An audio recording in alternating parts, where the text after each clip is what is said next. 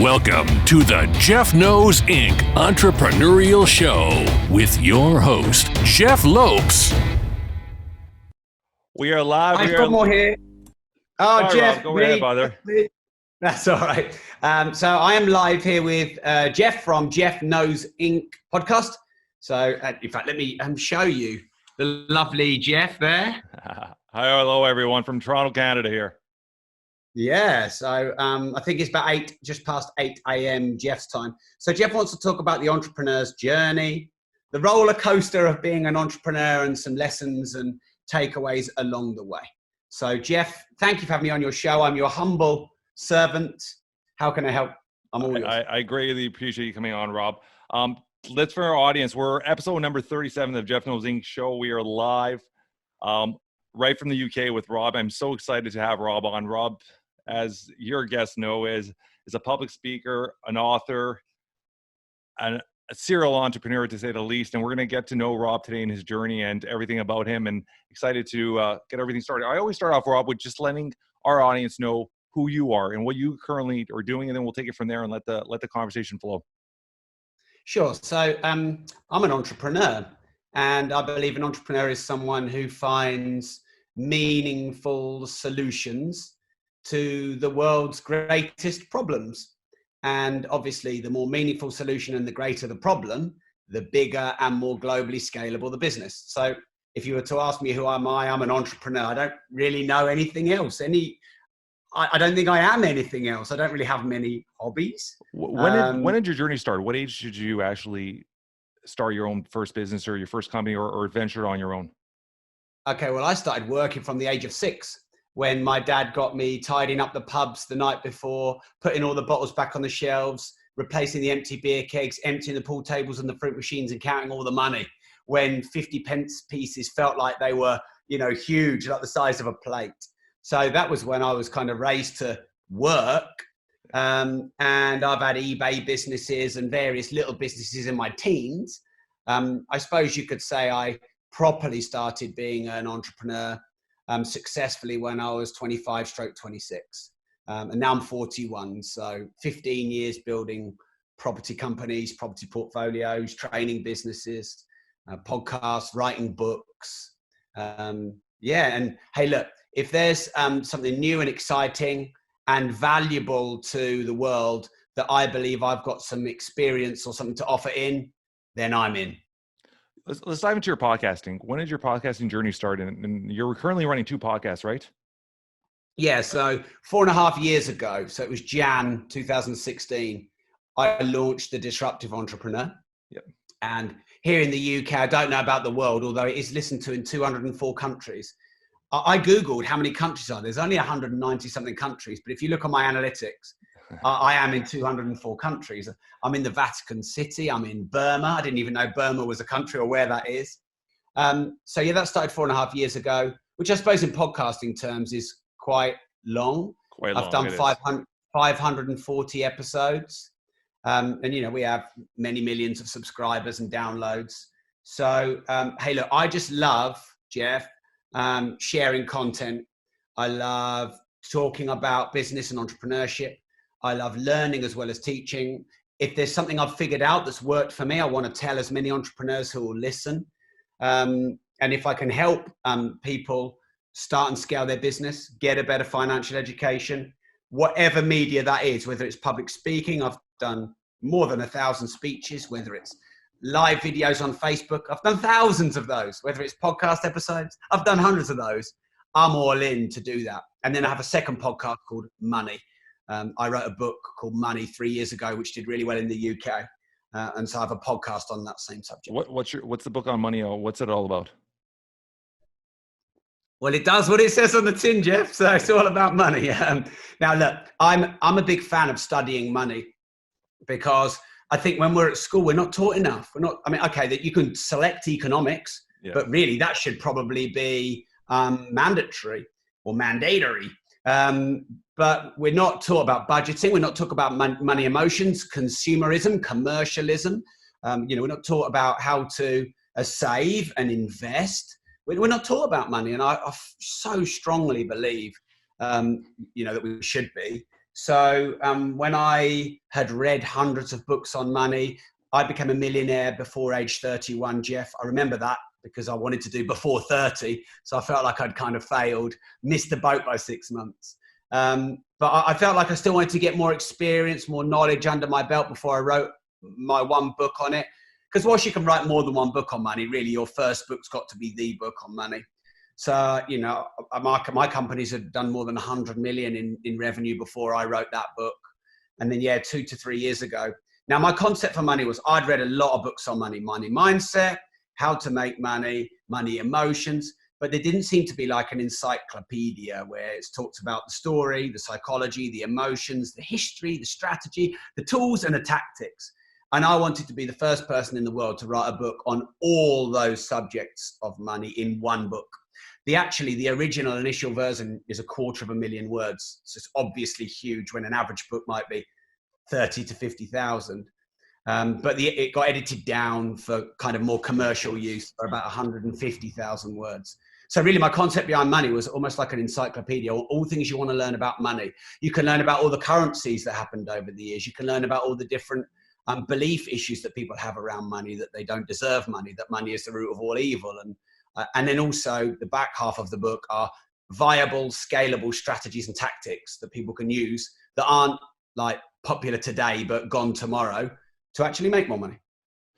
I'm going to touch back on one thing you were talking about before, Rob, is how you love passing on your knowledge. Throughout the years of meeting so many entrepreneurs, you have your vast degrees of some individuals. They hold close to their vest their knowledge. They almost scare to pass it on.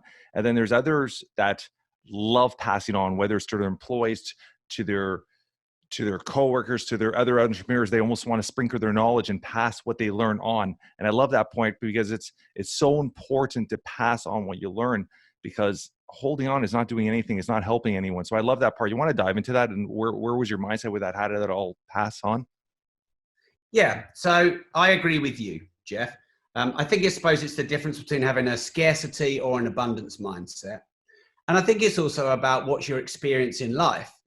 And I suppose it's also what's your vocation. If you're an estate agent or a realtor, you don't want to tell all the other realtors your tools and tricks because they're just going to go and compete with you. Yeah. But in my industries and businesses, when I teach people, one, it's a separate viable business model. I mean, our education business is in its best year did 21 million in sterling revenue. So in American dollars, that's probably now 25 plus million. I don't know what it is in Canadian, but that's a pretty good business. It's not bad to get paid gross, 20 million there or thereabouts for sharing knowledge and information. So is it a viable business model? Well, it is for me. If I share my strategies and tactics, will it hurt me? And like if you have a license or if you have an invention, you're not going to go and tell everyone and you're going to patent that. And I completely accept that, but it doesn't hurt me to share my information. And then also, what do you like to do? Some people don't really like teaching or training or sharing. They don't really feel inspired by it. They can't see the benefit of it. Whereas me, I love doing it. It makes me feel valuable, makes me feel like I'm growing my community, my county, my country. I think social media and the internet is set up for you to give valuable information to people that they can implement. I believe in fair exchange, which is the more people you help, the more you will get helped, whether that's financially or emotionally. And also for me, and I can't say this is for everyone, but I was a bottler most of my life, Jeff. If I had problems or people picked at me, or if I felt wronged or whatever, I'd bottle it in. And that'd be really unhealthy for me. And that'd make me very angry and bitter. And I'd have a lot of shame. And I would just get really sort of toxic inside. And actually sharing, and now not, by the way, going around shouting and screaming at everyone, but if I can have a challenge and someone can criticize me, and then I can teach how to overcome that challenge without criticizing them back, that's a really healthy way to exercise your own demons. So I guess in a way, just to be very open about this, Jeff, it's kind of personal therapy really for me to also share content. So it's a great business model. It's valuable to society. It makes me feel good and valuable. It's kind of therapy to me and the world right now. is geared up towards that. 40 years ago, the world wasn't really geared up for information. But now Facebook will give you supporter status. They'll give you stars. You can do paid live events. You've got all these premium features. There's Netflix. There's podcast premium now. We're coming into a really great time to be someone who's got information to share. Yeah, it's amazing how the world has changed. And I wouldn't even go 40. I would even probably say the last 10 years, even 5 to 10 years, how everything is just drastically changing. And in the world of technology, I was speaking to another entrepreneur the other day about this whole pandemic and how it's forced a lot of people, baby boomers in the past, to learn technology. You're getting all the grandmas and grandpas having to start learning how to do live chat or Zooms and stuff to talk to their grandkids and stuff. So it's almost like this pandemic has sped us up another 10 years in the way everybody uses technology, which is pretty amazing. And as an entrepreneur, you got to take advantage of that opportunity, right? Let's go back and talk about your past. You said your dad owned pubs when you were growing up. And so you're in that, I guess, obviously the restaurant industry and pub industry. Was that something that ever thought of venturing into, or is this something you just worked and then went on your own different avenues? Both, I'd say. So I loved being raised in pubs because from a young age, I could play pool and hustle against the customers. My dad, one of his best customers who was the best at pool that used to come in the pub, my dad got him to teach me pool. And to teach me to hustle, really. Hustle in the work, i.e. I'm a 7-year-old kid, you could probably beat me, let's play for £1. So I loved that. I loved the freedom. I'd wander down in a really busy pub when I was 7, 8, 9 years old. And my dad was very entrepreneurial, and he'd buy pubs and bars and clubs and hotels and restaurants. His business would go up and down, up and down. He probably was a millionaire at one point, then he was probably bust, then he would probably made it all back again. He had lots of pubs in Mildenhall, Lakenheath, the big US air bases in the UK. And then when the Gulf War happened, all the Americans living on the bases around the area just literally were gone. And so his businesses got really damaged. He protected me from seeing his difficult times in business. And I really looked up to Dad and wanted to be like him, I guess. So that's where I suppose the entrepreneurial flair. I'm definitely a rebel. And it's not, I've tried to learn, being told what to do, but my natural instinct when someone tells me what to do is to do the opposite. So it's very difficult, therefore, for me to be employed. I'm not very employable because of that, which of course is good as well. But I think I always knew that I needed something of my own. I don't know why, but I felt like if I had pubs, or even if I ran my mum and dad's pubs, I would never really be able to say I did something for myself and I built something from the ground up. Now, to be honest, nepotism or setting up on your own, I don't really think it makes much difference. By the way, sometimes it can be harder to take on your parents' business and then take it to the next level. So I respect people who could do that. But there was something inside of me. And I think it was because I relied on my parents through sixth form, college, university, until age 25/26. My mum and dad paid for me to go to university. They paid for the student accommodation. All right, I'd work in the pub weekends, but really they were paying me, but they were really giving me money to pay for, my lifestyle. And I built up quite a lot of debt from, university fees and a student accommodation and drinking and a car loan and stuff like that. And then I got to about 25 and really felt like I was lost and I didn't have a business. I didn't know what I wanted to do. I've been working in mum and dad's pub since university because dad wasn't very well, but I really felt quite dependent and juvenile, and I didn't feel like I had autonomy or something of my own. And I think there was always a calling there. So I actually started on my own as an artist in my early to mid 20s. Had 2 or 3 all right years. I just couldn't really get rid of the debt. If I'd have started from zero, I might have done all right, because I was in debt. Debt compounds just like earnings do. And then I got into property in 2006, kind of a bit by accident. And then I set up my own company in 2007, and with a business partner.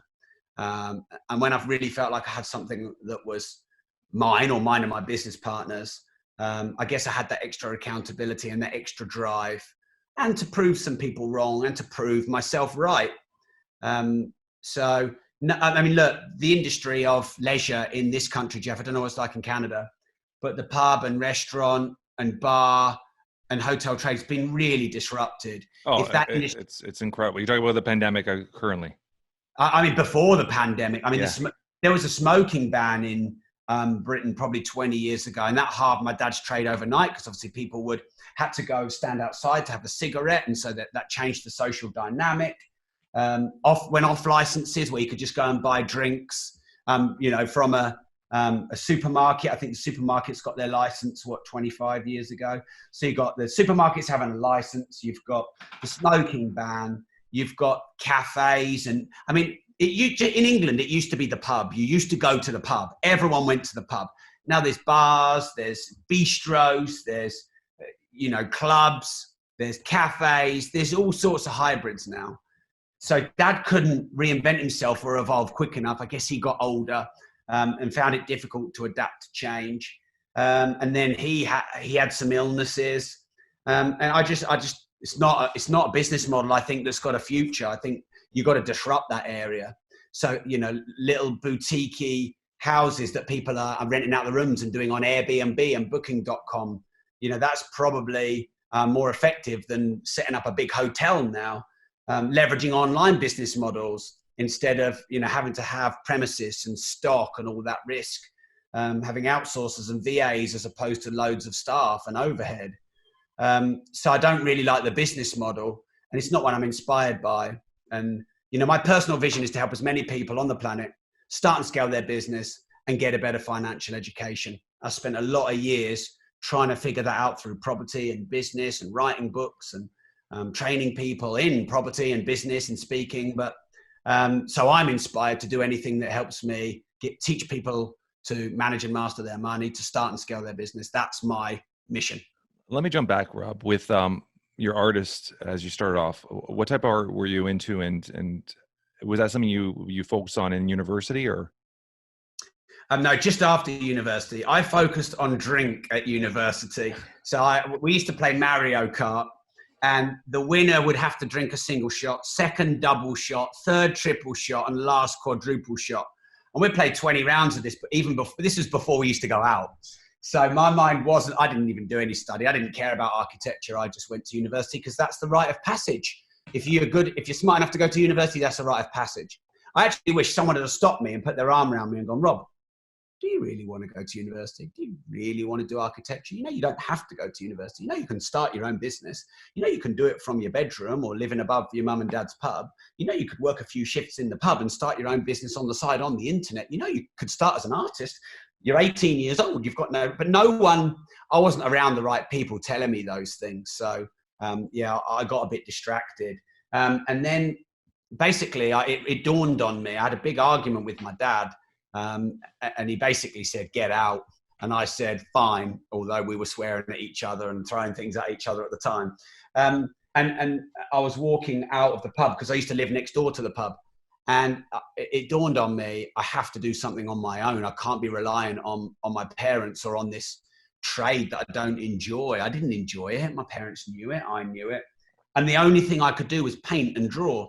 And I say this with humility because I'm not one to brag, because there's so much more I want to do in my life. But to my knowledge, and I was told this by my tutor, I was the only person in the whole of the country in my year to get 100% at GCSE art. And so GCSE in the UK is the exams you do when you're 15. Yeah. So they're big things. You've got your GCSE, your A-level, and then your university degree. They're the big three: 15, 17, and then 21, something like that. And it's very difficult to get 100% at art because it's so subjective. Yeah. And I got 100%. So draw and paint is something I could do. So when Dad said, get out of the pub, fine, get out, I walked out and I was like, well, what can I do? And the only thing I knew how to do was to paint. I didn't see I had any other skills in any other area of life. So I thought, well, let's give that a go. What have I got to lose? Not much. So I was still quite young. So I started painting. Now, your question was, what kind of art did I do? So because I like to be a bit of a contrarian, I like to do the opposite of everyone else. I like to do art that got people talking, that was modern, that had a message in it. So it was It wasn't contemporary. It wasn't fine art, although I could do both. It was just anything and everything that was different and unique and creative and would get people to talk. Sometimes maybe a little bit political. There was certainly a message in there that would get people to think. So I'd often do big paintings with stamps or jelly babies, or I just, wouldn't necessarily throw paint at canvas, but I'd use steel instead of canvas, and I'd pour instead of use brush work. I was always trying to experiment to do something a little bit different. But I always say the reason I failed at art is because I was just too early for Peterborough, my hometown. I was too London for Peterborough. I just came too early. Peterborough misunderstood me. But the great thing about my art journey was it got me doing something for myself. It got me managing my own money. It got me selling. It got me marketing. Badly, by the way, but it was that bridge. And lessons, then obviously life lessons, right? Exactly. And managing your own time and managing your own emotions. And like, you've got to feed yourself, right? I better get out there then. I better go and walk around all the galleries in Peterborough with my portfolio under my arm. Because if I don't, I'm not, I'm not paying my bills this month. But I still was too reserved. I wasn't commercial enough. I was too shy, had too much fear, too much worry about rejection, all of this. But then getting into property and selling properties, that was the next level, because selling properties is another level to selling art. And, you have to learn how to do that. What was your first property you purchased? Was it a house? Was it a townhome, or what was it? Well, technically the first one I purchased was the one next door to the pub that I lived in, which was bought in 2003. I still own that to this day. I actually gave it to my mum and dad. So my dad helped me with the deposit. I put the money I had in, but not much. And he made the rest up as a deposit, which was most of the deposit. And I lived there. So I bought that, 17 odd years ago. And then I was able to help my mum and dad retire because I became financially free in my mid to late 20s, became, like I said, a millionaire before age 31. So I was able to then give back to my mum and dad. So part of their retirement is they didn't retire with anything in the pub trade. It just wiped them out. Yeah. So I just said, look, you can live it. I'm going to get it back because it's through inheritance. But said, mum and dad, you can live in the house. And my mum works for me, and I was able to help them retire. So that was a good feeling. Where we were talking about yourself as an artist now, is there something as an artist now, is this something you still do as a hobby? Is it just something you actually still have a passion for, or you completely put that aside?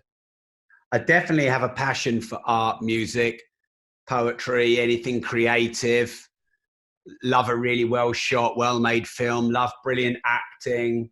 Love amazing music, fashion. Love great fashion. So there's definitely within my veins a love of anything artistic and creative. I just have managed to get my creative needs, juices flowing and met through a different vehicle. Because I think you can be creative in any endeavor.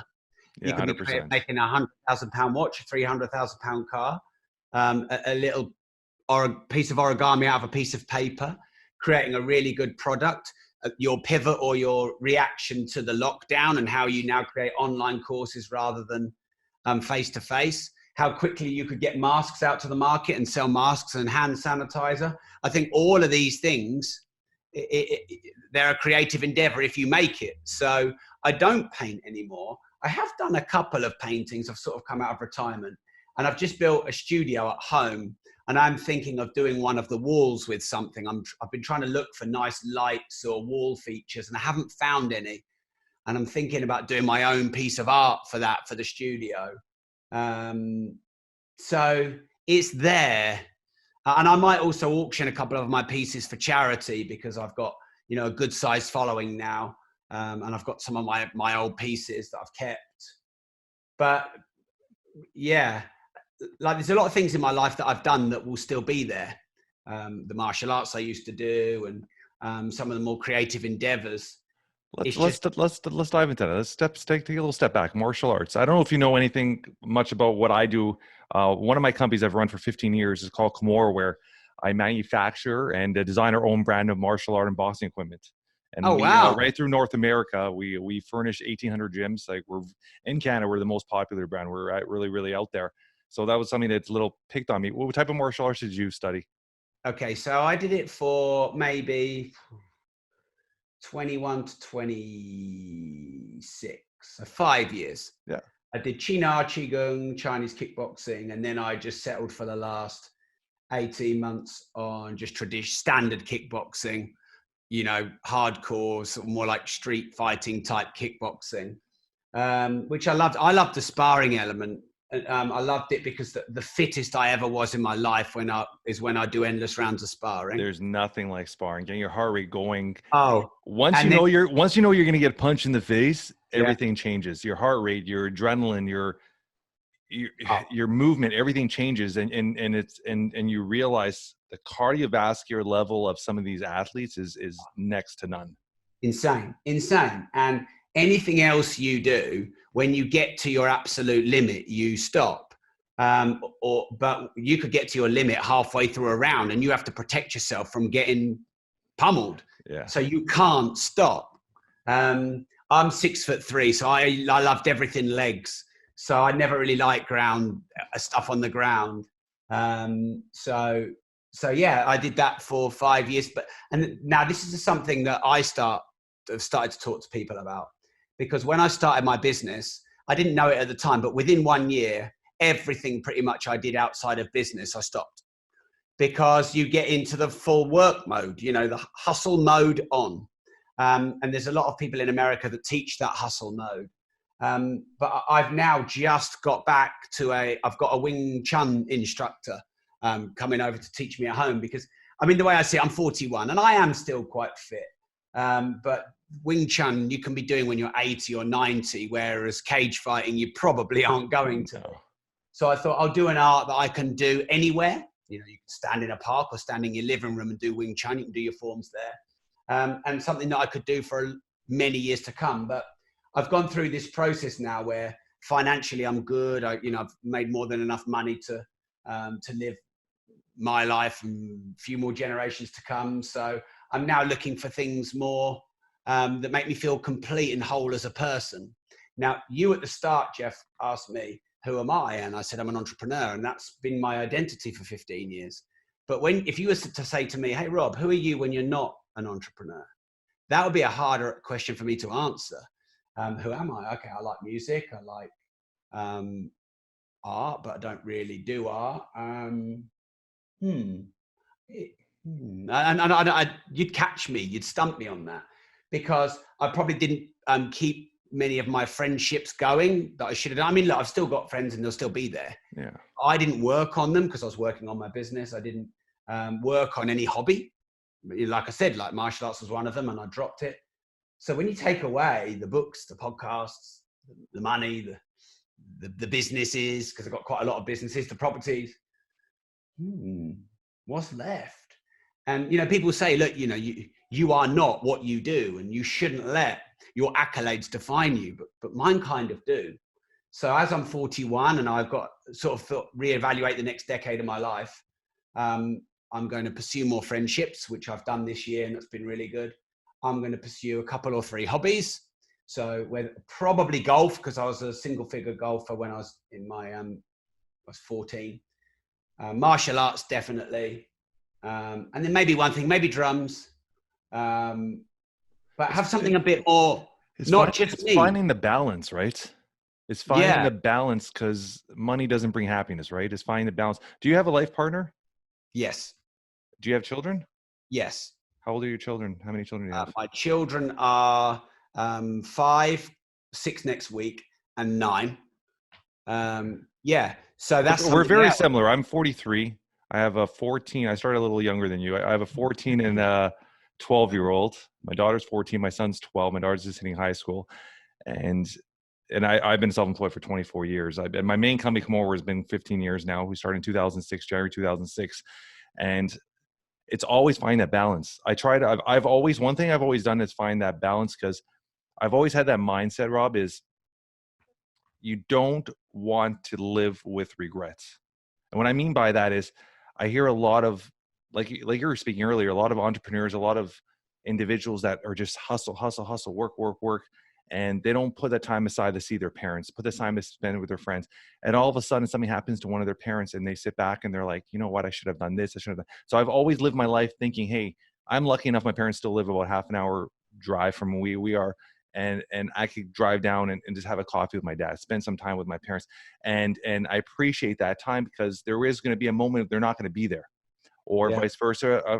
Friends come and go. Don't get me wrong. I mean, I have a very tight knit circle of friends, and you have a lot of associates, you have a lot of friends, but you have your little close knit that people you truly could confide in times of need. But having that balance where, I'll give you an example, like I work 16-hour days, but I'm home for dinner every single night with my kids. I make sure I have put to allocate. If my kids, I couldn't give a rat's ass what I'm doing. If my daughter says, Dad, I need this for dance, or you record, I stop everything and I do it with them. And that's something, my dad was a 9 to 5, hard-working blue collar, worked crazy hours, worked at a Ford dealership, not a dealership, a Ford Motors factory. So he worked 2 weeks day, 2 weeks night.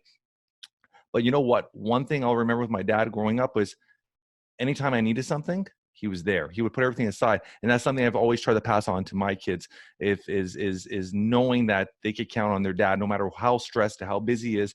I'll put everything aside and get it done. And that's something I think is a lack with a lot of entrepreneurs, is that hustle. I got to get there. And then when they get there, are they really happy? So find that balance. And I appreciate you saying that, because you're still young. So finding that balance is so important to you, and to your loved ones too, right? Your family, they're going to appreciate that so much more when you get to a certain age, because the happier you are with yourself, with your balance, the more you're going to pass that joy to everyone else, right? Amen to that. Completely agree, Jeff. And that's probably something I have struggled with in the last 3 years. When my son was 5 and 6, he was playing in the World Golf Championships, the European Golf Championships. We were traveling the world. I was spending loads of time with him. And then when that sort of slowed down and we decided for it to not be pushed or come from me anymore, it had to come from him. And then for various reasons, success in growing or some challenges and disruptions, it's very easy to get slipped back into doing a lot of work. Then you become addicted to the work. Then you tell yourself you need to do the work to keep the thing going, even though I've got 95 staff and, I've got all these resources. And so, I've probably not been very good at this balance. And people always ask me about work-life balance. And I usually say, well, I'm not the best role model, because I'm trying to figure it out like everyone else. And it sounds like you've got it sorted, Jeff, which is great. And that's a significant change that I've made in the last few weeks. So we're quite fresh on this. Yeah. I've worked out that I could get, let's say we're 15 to 20 million. Lockdown, we're actually way more profitable, but on less turnover. But let's say our companies I've got various companies, I have to compartmentalize them. So the ones I'm talking about, the training businesses, there's 2 of them. Let's just say they're 15 million. The best year was 21. So let's say they're 15 million sterling. I think I can get them to 50 million in 3 to 5 years, and I can work 3 hours a day. And that's a more specific goal than getting my companies to 50 million globally. Because if I don't make that 3 hours a day caveat, then I'm going to be working 15 hours a day. Yeah. And generally when I work more, my staff are less empowered. So how am I going to make them more empowered? By working less. So we had a Zoom meeting today to plan our events, and our head of events in one of our companies came up with a brilliant idea. And I thought one of the reasons he's been able to come up with a brilliant idea is because I'm not coming up with all the ideas, and I'm not dominating the conversations, and I'm letting them. I just sat and listened, really. Is that something you struggle with? Because I think that's something a lot of, I'll be honest, even myself, is a lot of entrepreneurs struggle with allowing and trusting others, because they always in their mind feel like they could do something a little better. They could do it. And it's true. No matter what, no one's going to give a rat's ass about your business more than you are. Let's just be clear. And the biggest problem every entrepreneur will have, whether you're a global brand that has hundreds of thousands of employees, or you're a mama papa shop at a pub or a little clothing boutique and you got 3 employees, your biggest issue you're always going to have is employees. So as an entrepreneur, you always sit back and you're like, okay, I could do this better. And I had a guest on, Ray Kerr. He's an ex-Navy SEAL in the US, and he brought this to my attention. It was just the way he broke it up. It made so much more sense. Is first off, no one's going to care about your business like you do. I think we're all aware of that. But he said every employee has their own strengths, and you just have to maximize their strength. And as a team, you have to look at it as a business, as a team. You can't look at it as a business, as a family, because the minute you do that, you'll fall apart. It's a team, like a sport team. You're going to have your strengths and your weaknesses. You're going to have your top players and your weaker players. But as a team, you're going to get to your end goal. And that's one thing he said is you just have to pull the strengths of your best employees and let the other ones carry on, and trust in them, and slowly start trusting them. It's hard, man. It's hard for me, and I'm sure it was hard for you. It's trusting in those individuals to make the right choices. And they're not always going to, but you have to just work with the process, right? Yeah. So I would say you have to let go to grow.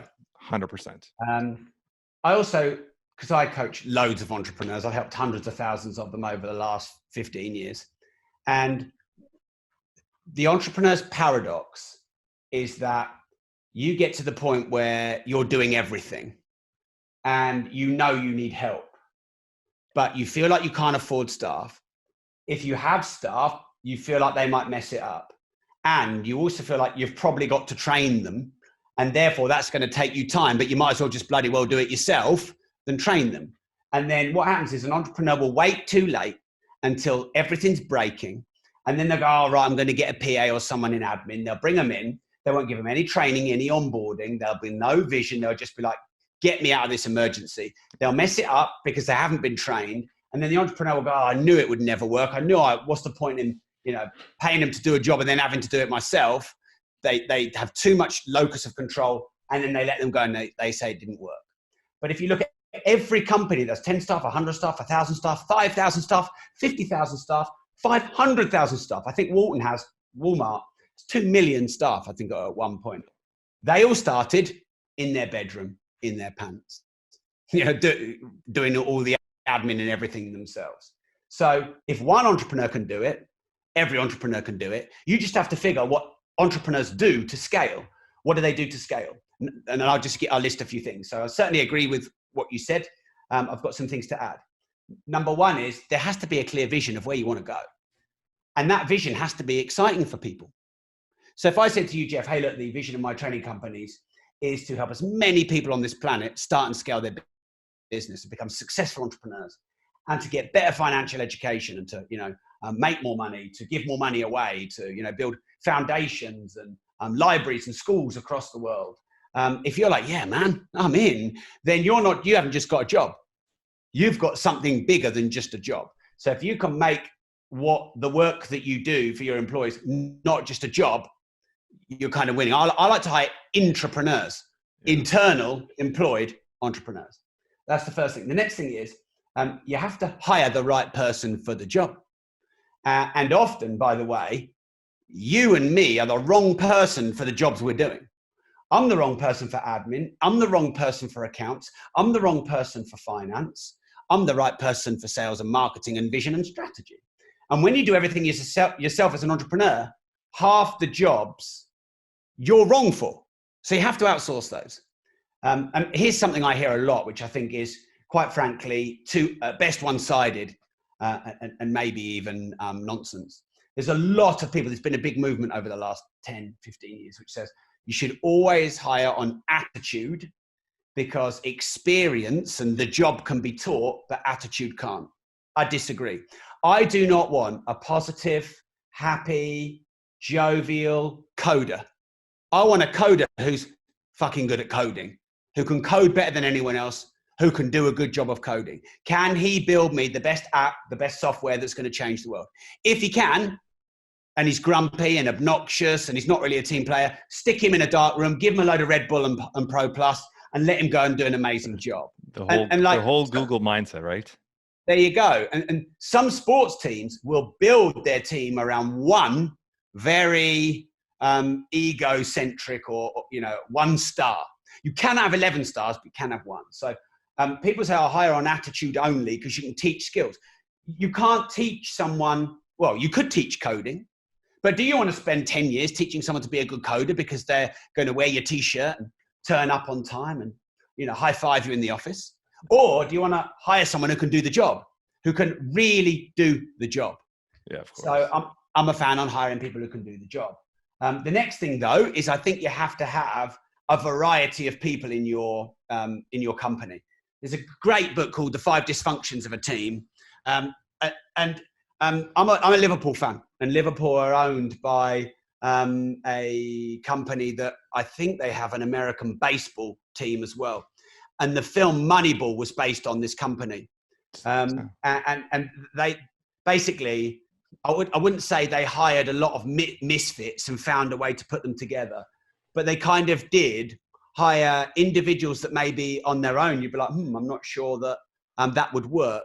But when they put them together as a team, they created something, 1 + 1 = 11. So I'm certainly a fan of having a variety of people in your company. Some people are all about the vision, the values, the strategy. Some people are about the technical aspects, and you've got specialists. I think a good entrepreneur is a generalist, and they know how to put a lot of specialists together who are best in the world at their roles, to get that job done. I think that you have to let people make mistakes. And generally speaking, right, you've got kids. You have probably told your kids 1,000 times something, and they only learn when they do it. So I'll give you an example. We've got these quite tall breakfast stools where we've got in the kitchen, we've got this breakfast bar and it's high. And I have told my kids 1,000 times, don't lean back on those chairs, don't lean back on those chairs, don't lean back on those chairs. And the only way they learn is when they fall back on their chairs and bang their head or hit their chin on the breakfast bar. And then they learn. So with staff, you can teach them, you can train them, you can onboard them, and that's good. But really, you have to let them fail. And then the next thing is, I could go on about this for ages, as you can see, Jeff, you have to trust them. And I have found with some of my staff, and it's not even conscious on my part or their part, but ultimately, they know I'll come and look after them. They'll know if they need me at the 11th hour, or if we need to rescue something, or we just need to do something big. They always know they can call on Rob. So what that means is it means they stay at a lower level. They don't really step up. And also, if it goes wrong, they can always just blame Rob. Whereas if I'm out of it, they have to step up. And if it goes wrong, they have to own it. And I don't, I'm pretty forgiving with mistakes. I don't really lay into people with mistakes. I'm probably a bit on the soft side, to be honest, Jeff, but I'm more interested in how people react to mistakes than actually them making them in the first place. And sometimes I think, well, actually that mistake, I like the thinking behind that mistake. Okay, you executed it wrong, but what you were trying to do, I like. The behavior behind the mistake was good. But really, you have to let people make mistakes if you want to grow, and let them become better than you. I think there's always this entrepreneurial thing, no one can do the job as well as me. Well, there are better salespeople in the world than me. I might be good, but there's better. There's better marketers in the world than me. I might be good, but there's better. There's better podcasts in the world than me. Mine's good, but there's better. So in every specialism that I do as a generalist, there's people out there that are better than me. So it's arrogant of me to think that no one can do this job as well as me. The only job people can't do as well as me is being me. That's it. With your, how many books do you have out right now? 16. 16. Good for you. Good for you. When was the first book you published or you got out? 2008, Property Investing Secrets. And you were how old? 2007, Property Investing Secrets. So you were in your early 30s? 28. 28. Is this something you're constantly working on? Are you actually looking on your next book, or is this something you're settling on? Because it takes a lot of time. So I'm writing 3 books at the moment, and they're all in various stages, but 2 are nearly finished. So I've got. Do you work with ghostwriters? Do you work with people to help you out, or is it more you're still your own time? So I used to write them all myself. Yeah. So when I say 16 books, maybe half of them have got my name on the cover. Maybe half of the ones that are left have got my name and someone else's name on the cover, like my business partner, Mark Homer. And the others are I ghost wrote or helped, I co-wrote, but we didn't put my name on the cover. So if you search my name for my books, there's probably 8, 9 with my name on it. And I got to the point with my last book where I was like, I want to change my strategy. I've written in this way. I've written in lots of different ways, but so now I've done we're actually just signing the contracts at the moment with a ghostwriter who's going to basically take my work and write for me, and I will send them voice memos or repackage content I've got together, or sit down with them for a few days and brain dump all my ideas on them. So I actually traditionally wrote them or transcribed them myself and edited them myself. But I want to write. There's a lot of books I want to write. So I've got one. I'm partnering with someone in the UK. He's very famous in the UK for the wrong reasons. Gerald Ratner, his name is. He was the biggest guy in jewelry in fact, in Europe. He was doing more than $1 billion in turnover in the 80s, but he made a big gaffe. And so we've written a book called Reinventing Yourself. My book Opportunity, which is just me, it just needs one more edit, which is the one I'm doing at the moment. And then I'm in the middle of a book called Residual Income. I want to write a book on building income streams because I think it's vital for people. So they're the 3 books that I'm sort of writing as we speak. And are you a strong believer in passive income? So yes and no. Everything is about language and definition. Yeah. So do I believe that you can have recurring residual income that you no longer need to exchange time for money? Yes. I'll give you an example. Slade. I don't know if you remember that song. It's Christmas. Every year they make over 500,000. Mariah Carey makes loads every Christmas. Yeah. Yeah. So is that passive income? Yes. Are they playing the gigs every Christmas? No. But 35, 40 years ago, did they have to gig? Did they have to write the music? Yes. So I believe you have to set to forget. You have to work hard enough not to have to work hard.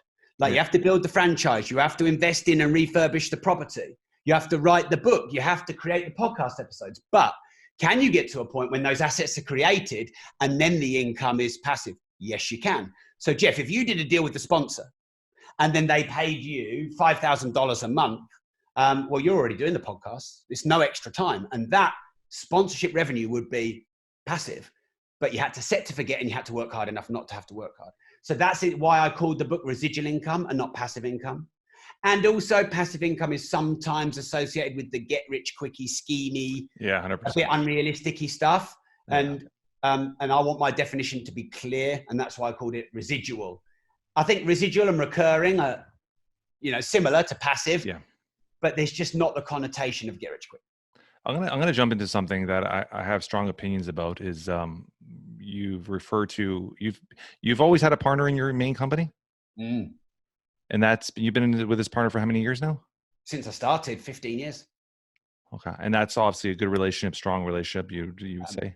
I think that is a vital relationship, and without each other, I can't speak for him. I can only speak for me. But certainly speaking for me, without him, I probably would have car crashed a good. Where did you meet your partner? How'd you guys meet? With your school? Like, where'd you originally meet? We met at a property networking event, the very first one I went to at the end of 2005. Okay. In our local city in Peterborough. Why am I dipping into that? Is I've had numerous companies I've started, I've sold over the years, and I've dipped my toes into partnership a few times, and I don't know if it's my own self, my own drive. I feel like I'm always the hardest worker in the room, and then it clings with me, annoys me when I have a partner that doesn't put the same time into it, the same effort, and it's something that's never worked. My grandfather was a great entrepreneur back in Portugal, and he always had this saying, and it sounds great in Portuguese, but when you translate it into English, it says, socks are only made, pairs are only made for socks. And he always found, even himself, it was very hard to have a strong relationship with a partner, because it's not that partner, it's usually the families that get involved, friends that get involved, lifestyles that get involved. So kudos to you for having a strong partnership, which is to myself, I find it very hard to keep that long. So kudos to you. Is there some little magic that you could pass on for partnerships, or some advice for a partner, for other entrepreneurs? Yeah. So if you look at companies, some have one owner, some have two owners, some have a board of owners. Yeah. So it's not like one way is the right way or the wrong way. I think the upside of not having a partner is you can do things your way, but by the way, your way can be wrong. You can maybe move quicker. You can, you can keep 100% of the revenue and not 50% of the revenue. So Yeah, I'm not really a believer that any strategy is all upside and no downside, or all downside and no upside. I think there's upsides and downsides in every situation. But I don't agree with the only thing that should be in pairs is socks, because, we look for a soulmate, don't we? A band isn't one person. I love rock and metal. And often the best bands are 4, 5 plus people. So I think the right harmony can create magic. So what I would say to you, Jeff, is a couple of things. And I say this with kindness, not with judgment. Of course. I would say, one, maybe you haven't just found the right partner yet, because some people get lucky like me and find them at their first event, and some people need to take 20 years. Mm-hmm. And that's just the journey, isn't it? That's in a way one of the beautiful mysteries of life. We don't know when. The next thing is, and I used to do this, Jeff, and I think if your mentality changed, that would be useful. You've got to want to have a partner. You might not want one. You might like, being the lone wolf, and that's great. I don't, because my business partner and I, we both have a very accelerated, exaggerated, highly clustered set of skills and values. So we are both extremely good in area A, B, and C. And by the way, he's extremely good in area D, E, and F, but extremely bad in the opposite.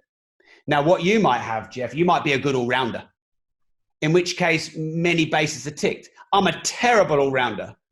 My business partner is a terrible all-rounder, but he's an absolute genius in the areas that I'm, terrible. I'm an absolute disaster in legals, bookkeeping, accounts, etc. I have no interest. Just want someone else to sort it all for me. So if you're the sort of person that is highly exaggerated skill set, you're probably going to need someone to yin your yang, yang your yin. Yeah, to balance you out. Exactly. So, but some people are quite all-rounderish, in which case they don't need a partner. The next thing is, your partner doesn't have to be your co-founder. Your partner could be your PA. Your partner could be your MD. Your partner could be your ops manager. And I bet you've got some staff, Jeff, which are quite close to partners because they're really good and they advise you and support you. They're just not a classic, co-founder with 50-50 shareholding. So my MD, I definitely see her as a partner, not as an employee. In fact, she's just signing a partnership agreement with us, so she will be an official partner. The final thing is, you said, I'm the hardest working guy. No one works as hard as me. But you're measuring value based on time. Now, I used to think, oh man, I'm working 15 hours a day. Mark's doing 7 barely. But he had way more experience than me, way more money than me, way more contacts than me. And that was worth more than my extra hours. So if you value people based on your own measures and metrics, and they are time, because when you have someone on the board, they might just spend 2 hours a month in a board meeting, but they could say something that could make you £10 million, or they could make an introduction that could make you £10 million. So I try not to measure people just on time. Yeah, that was well said. Yeah. Yeah, very well said. Very well said.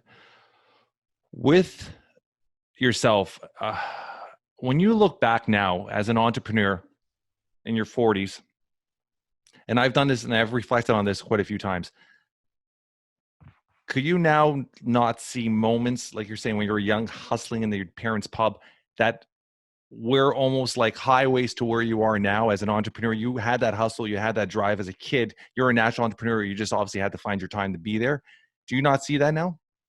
I'm definitely not a natural entrepreneur, because I don't think anyone is a natural anything. Okay, when you're born, so you don't believe that, huh? That you're a natural entrepreneur or not? No.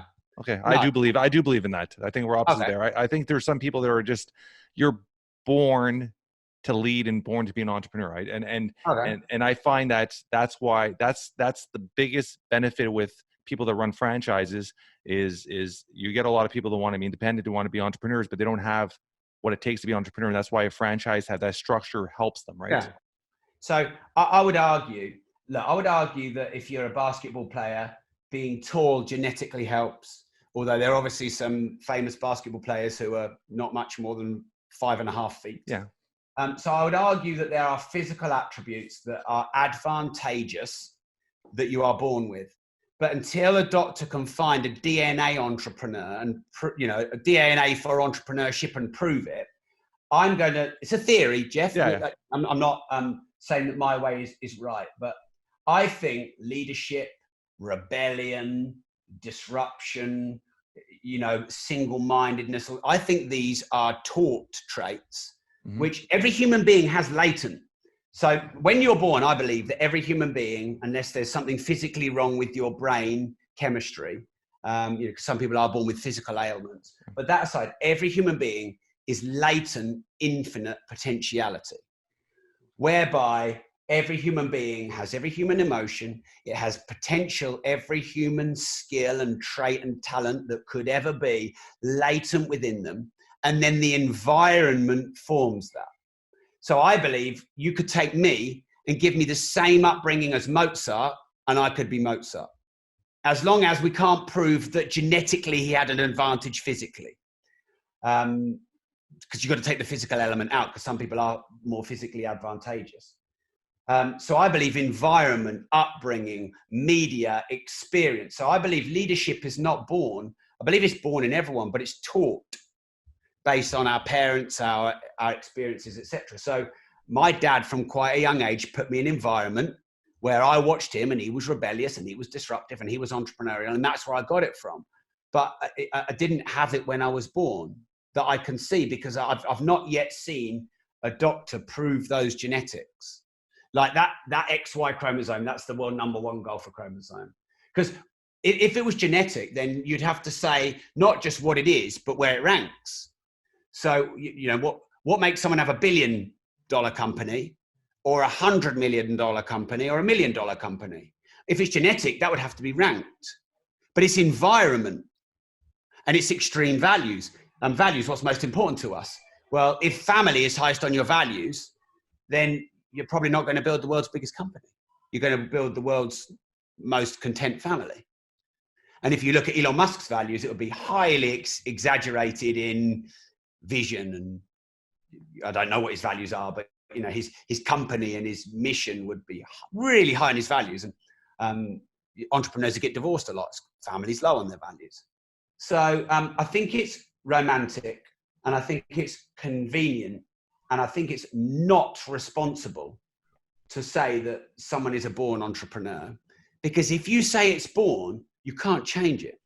Whereas if you say it's developed through your environment, you can. So let's say I was not entrepreneurial at all, and I was raised in an environment which meant, toe the line, do the job you're told to do, work hard, clock in, clock out, conform, get to 65, retire. And the person who taught me that, let's say he had a heart attack the day he was supposed to retire. And I was like, Jesus, I've been taught my whole life that this is the way. And now he's died and he's got no retirement. I need to take control. And I go and follow your podcast and my podcast, and follow entrepreneurs and watch their videos and listen to their podcasts and read their books and go to seminars. I think I can change. And I think my environment can shape me to be an entrepreneur, even though it had previously raised me to be something else. It's just my theory. Interesting. No, interesting. I'm going to disagree on my side, obviously, and that's what makes the amazing conversation, right? I was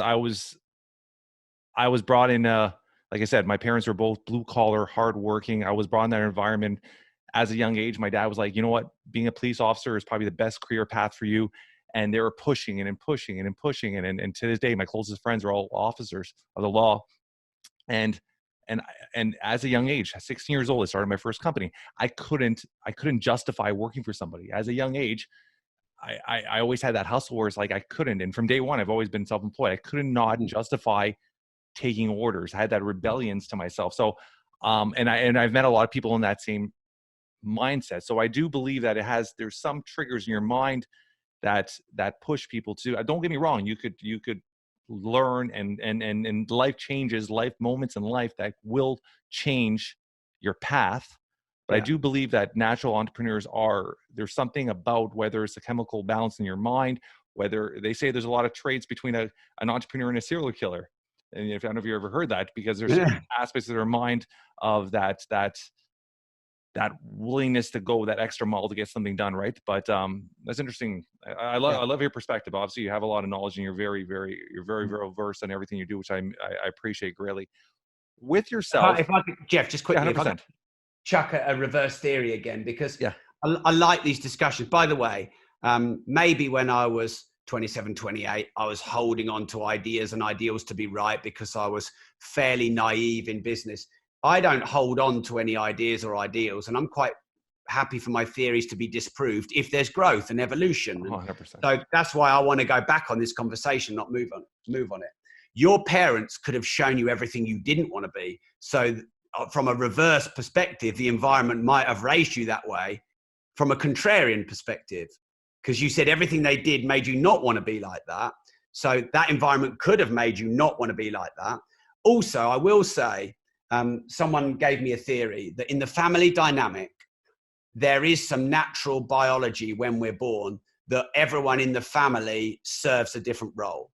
Now, this makes sense to me. If you think about it, if as a family, you and your wife or your partner and your male child and female child, if you were all disruptive entrepreneurs, your family would be screwed up because it would be an absolute mess. Everything would be chaos. There would be no order. And so a mentor of mine said to me that spontaneously in the family dynamic, there is balance. So, you'll have the hunter, the gatherer, you'll have the more, you might have the child that is more subservient, and then you might have the child that's more disruptive. People always say, I can't believe how different my kids are. And this mentor of mine says that's the natural order. They're supposed to be different because if you all serve the same role in the family dynamic, you wouldn't all be needed. I love that. You're making my mind think, which I love. Yeah. And I'm a strong believer, Rob, that the day you die is the day you stop learning. So I love constantly reading, constantly learning. And you're saying that, and it's making me reflect on my family, right? We have a very vast difference. I'll give an example. My wife, I've been self-employed my whole life. We have a great relationship. She would never work for me. She needs her, and I appreciate that. She needs her 9-to-5 job. She needs her own independence. And as a male, I appreciate that. And she's supportive of me. She never comes to my office. She lets me do whatever. When I come with a new idea, a new venture, she just smiles, pats me on the back, and you're going to do well on it. And she's always been positive, but she never gets involved in none of my companies. And we've been married now for 17 years. We still don't have one bank account together. She's independent. She has her own stuff. So we do find that balance there, right? And a lot of people are like, oh, your wife doesn't work for you. Your wife's not supportive. No, she's independent and she's supportive in her own way. But we're very opposite that way. And then I look at my children. I have my daughter, which is the hustler. And then my son's very passive and very loving. Yeah. So it's a great mind to think of that and look at it in that perspective. I love that. So that's me meeting you in the middle, because maybe if you look at your own family dynamic, maybe you were born to be more disruptive, more of a leader, more of a, an entrepreneur within the family dynamic. And that was where your natural genetics drove you. And then, of course, your environment enabled you to learn to be an entrepreneur, to lead. Because sales and marketing and leadership, they're all things you can learn. I want people to regard, even if everyone listening thinks, you know what, I'm a believer that traits are born. That's cool. Yeah. Just don't park or disown the fact that you can learn these traits that you want to learn as well. Because my worry when people say, oh, they're born that way, because I used to say that, oh, well, Tiger Woods was born that way. Anyone who's great was born that way. I'm not. The problem is that makes you a victim. Because if you fully own that, oh, well, I was just born that way, you can't change. And I think it's more empowering to think I can change, no matter how old I am. Because, some people say, oh, well, after 7, your personality is formed. And when you get to a certain age, you're never going to change. And an old dog, you can't teach him, new tricks. They're all limiting beliefs. But you could be 65 and start a business like Colonel Sanders did with KFC. Let me ask you, let me jump in there real quick, Rob. Do you believe you could teach work ethic to somebody? I think yes, I do. But I think they've got to be inspired by it. Okay. And I think that's the difference from, I always compare pro athletes, and you're bringing up Tiger Woods. I always compare pro athletes to entrepreneurs.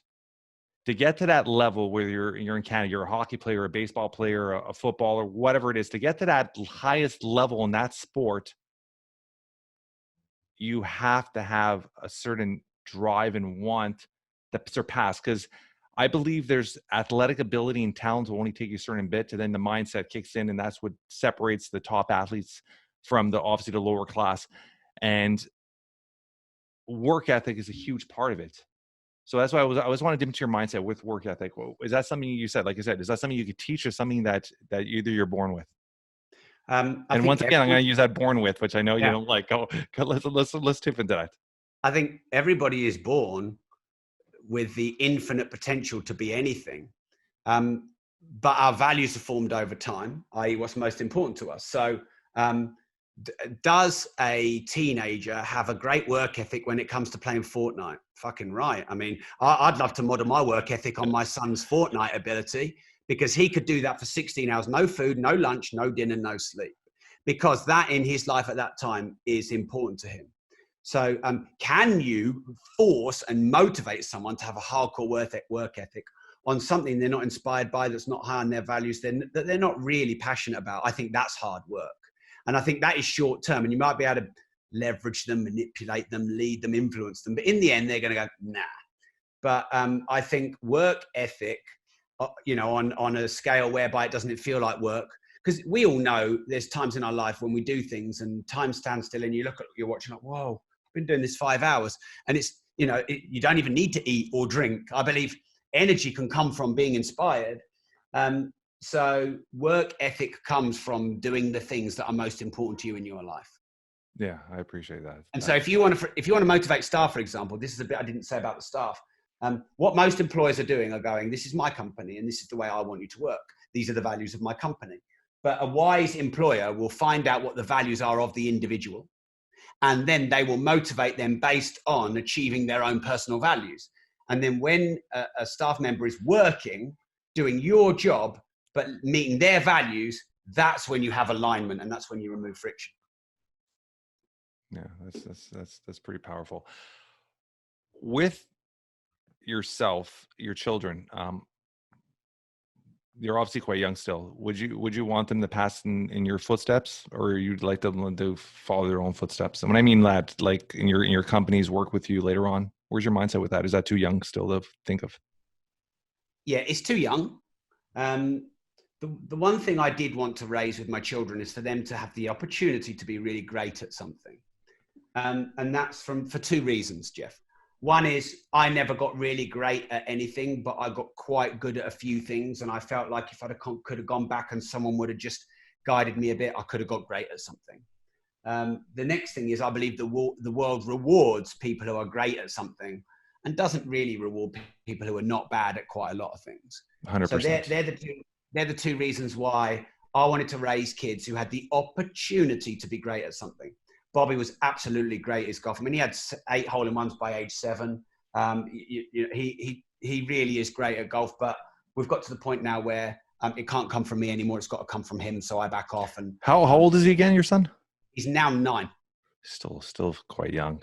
Exactly. He's not really competed for 2 years, but I mean, you give him a golf club, he's just hitting the ball great. He practices for a month or 2 and, he's going to be able to compete at a national level really easy. He's got it already. So in raising my kids, they're the things I wanted them to have the opportunity to be great at something. Now, in the early years, I was thinking, what do I want that to be? I realized that's living vicariously through them. So now I'm thinking, what can we spot that it would be for them? So my daughter is very expressive. She's got a really expressive face. She's very funny. She's very cheeky. And I've not met anyone who expresses emotion and happiness and can act through her facial expressions. So I'm going to send her to some drama classes, because that might be a way for her to find something that she could be great at expressing through herself, not through me. I never really pushed her on the golf, but she likes going to the golf. So I'll take her to golf. So actually, no, I'm not going to pursue or force or push or encourage my children to follow in my footsteps to run their companies. Unless they want to, and they show real desire, I will try and watch what they love and go, let's give them an opportunity to go and express that, to try that. So because I love rock and metal, we always used to play it in the car. So Bobby really liked the instruments. So we got him a drum set and he likes playing the drums. So I'm going to now just try and give my kids the opportunities to find their thing. And I don't care what it is. Because that's the best mindset as a parent, right? You try to set their path and let them drive their own vehicle to wherever their path is going. So I appreciate that. Yeah. With yourself, I'm going to dive into one thing. Public speaking is a huge part of your life. Obviously, it's been disrupted now with this whole pandemic in the world. But when was your first public speaking? What age were you at? 2006. 2006. How was your 2006, 26 years old. You want to hit memory lane and tell me what you felt when you got on stage? I always like hearing people's mindsets of public speaking because it is a big fear for most people. How were you your first time? Absolutely petrified, and I hated it. Yeah. And I read off a sheet of paper just in the corner. Didn't engage with the audience at all. Had no eye contact. But I think something inside me said, "You've got to give this a go." Because I think I could see how it could be powerful to grow your business or become successful. And it was an additional area on top of the thing that you were doing. So you can buy property and then you can do public speaking, teaching property. You can have your business model and then you can be paid as a keynote speaker. You can be a celebrity and then be an after dinner keynote speaker. You can be a sports personality and then be an after dinner keynote speaker. And YouTube was just starting to get big back then. And at some point I must have worked out that actually public speaking online through video and podcasts, etc., was going to be a big thing. I will try most things and embrace most skills or technology if I think it can accelerate the growth of my businesses. And I mean, I've got 2 world records for public speaking. Yeah, I want to dive into that. Yeah. What were those world records? I was reading on that. The longest individual speech, which How long was that? 47 and a half hours nonstop. And then the longest team speech we broke twice. The first time we did it with just 4 of us, so we did 36 hours each. And then the next one we did, and we did. So these are live speaking gigs with individuals in the crowd. Yeah, and we raised hundreds of thousands of pounds for charity doing them as well, which was great. Which is amazing. Yeah. Where was your mindset? How did that all start? Like most people don't wake up and think, I'm going to do a 47-hour speech. How did that come about? When did that how much planning was put into that? And what were you like? How did you have enough content for that? Or you just went on and rambled and talked about life and was it all specific to a topic? Yes, I think it must have been about 6 years ago now. So what got me on the trail was I want to do something different, and I want to do something that might make a good noise in our industry, and I want to do something no one else has done. Yeah. So I think when you come from those places, if you keep asking those questions, you find something interesting to do. I don't know if you remember when David Blaine was in that glass box in London and he lived in there for like 40 days. Yeah. Well, he must have just thought, what has no magician ever done? So that was where I came from. And things like press up or chin up world record, those sort of things are not relevant in my industry. It had to be something around business. Yeah. And then what did I speak on? Property and business. And I could speak for 147 hours on property and business. I mean, Jeff, we're an hour and a half in here and you and I could talk all day. I sense that. Yeah. So that was the only thing I could talk for long periods about. Yeah, that's awesome. Speaking about that time-wise, before we come to an end today, I want to grab a couple things, a couple questions I always ask all our guests. If you, in a few words, could describe, or if you, in a few words, describe how your friends would remember you when you pass one day, how would you want to be remembered? In a few words.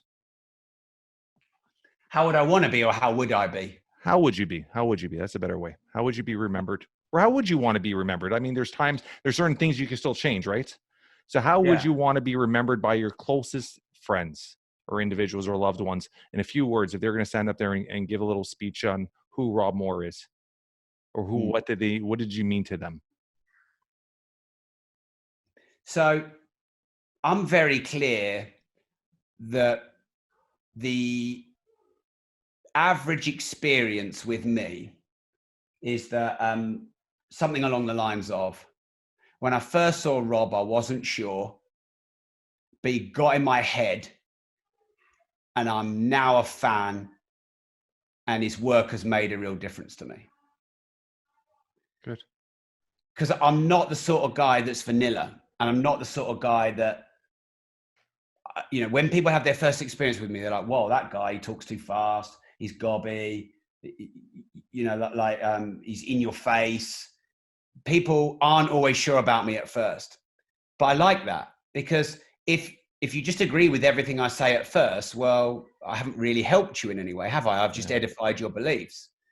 But if I got under your skin a bit, even if you didn't really thought you liked me at first and you weren't sure, you didn't like my accent, you didn't like whatever, wears weird clothes, shouts at times, but then you gave me a chance and then my work impacted you, that's the impact I want to have on the planet. Very good. The next question I always ask everybody at the end is, if you could have one superpower, what would it be? Making you think, Rob, huh? I think it would definitely be, it could only be predicting the future. That's what it would be. Yeah. Because if you can predict the future, anything in your life, you're going to make billions. I think that trumps everything. Predict the future. With your, I'm going to ask one last question, and this is just going back here. With your public speaking. I was going to say X-ray vision, but I don't know if that was appropriate. No. With your public speaking, how many countries have you traveled? Have you been to Canada, US? Like, how many countries have you traveled? So I have listeners for my podcast and readers of my books in all those countries. But I've only done public speaking in maybe 3 or 4 different countries. Never Canada, America, Australia, and I'd love to. Have you been to Canada before? No, never. Beautiful country. You got to visit one day. Yeah, if you come to Toronto, Canada, you got a place to stay here, buddy. We'll hook you up. Thank 100%, brother. Can I just say one thing, Jeff? Yeah, 100%. There's a superpower I definitely wouldn't want, that I think people say they want. I would not want to be able to read people's minds as a superpower. I think that would be the biggest curse in the world. Imagine every minute of every day being able to know all the shitty things people think about you and all that. So isn't that what Twitter's all about? Yeah, exactly. Yeah. So and I appreciate that kind comment. Look, we're going to go to America once this lockdown is over. We're going to hire a Winnebago and I'm going to do a tour and interview a load of cool people for a podcast. So maybe we'll have to go north of the border and come stop your way. We're the nice bunch across the border. I appreciate this, Rob. This has been an absolute pleasure. We're going to have you on again, 100%. Through all our show notes, I'm going to get all the information, get a hold of Rob. Links to all his books, links to his websites, everything like that. And once again, I greatly appreciate you taking your time in your busy schedule to come on the Jeff Knows Inc. podcast. We had a little interruption there, but we got through it. 2 actually, one at the beginning, one at the end. So this has been a pleasure learning from you, listening to you, talking business with you. So thank you once again, buddy. Do you want anything you want to say out to our audience before we head out? Thank you, Jeff. I'm really grateful. I always finish my podcast, the Disruptive Entrepreneur podcast, with the same saying I finish it all the time, which is, if you don't risk anything, you risk everything. I love that. I always finish ours by saying, always move forward. Thank you, brother. Peace Cheers. out.